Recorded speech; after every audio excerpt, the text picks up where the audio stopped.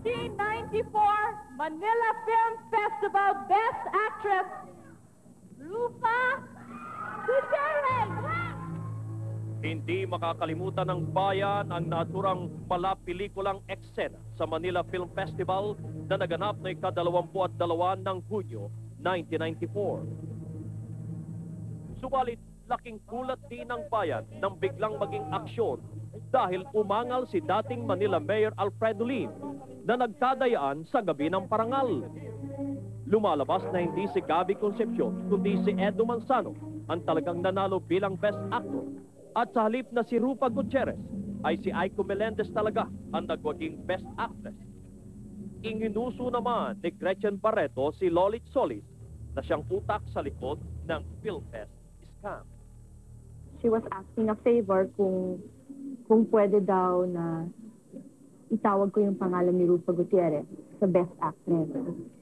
And I asked him, kung hindi nga si Rufa. And sabi niya, kahit anong mangyari, Rufa, ang sasabihin mo. She said, anak, pag hindi mo ginawa to, masisira ka sa akin. I'll never forgive you for this. Noong unay mataray na itinanggi ni Lolit Solis na may kinalaman siya sa PhilFest scam, sabay intriga pa kay Mayor Lim. Napakatapang yata ng gumawa nun, Noli. Mayor ng Manila nandoon. Napalusutan mo ng gano'n?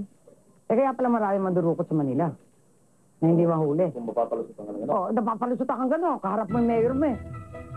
Subalit sa aming follow-up, Pinaamin ko na po lahat ng kasalanan. Kaya ang ibig ko pong sabihin, hindi naman nung sila siguro dapat ng isali pa dahil ako lang naman ho talaga nag-utos sa kanilang lahat. Oh my God. I wasn't expecting this, I swear. Leave me alone and give me a break on my birthday? I don't understand, my God! Can't you make me be happy for one night?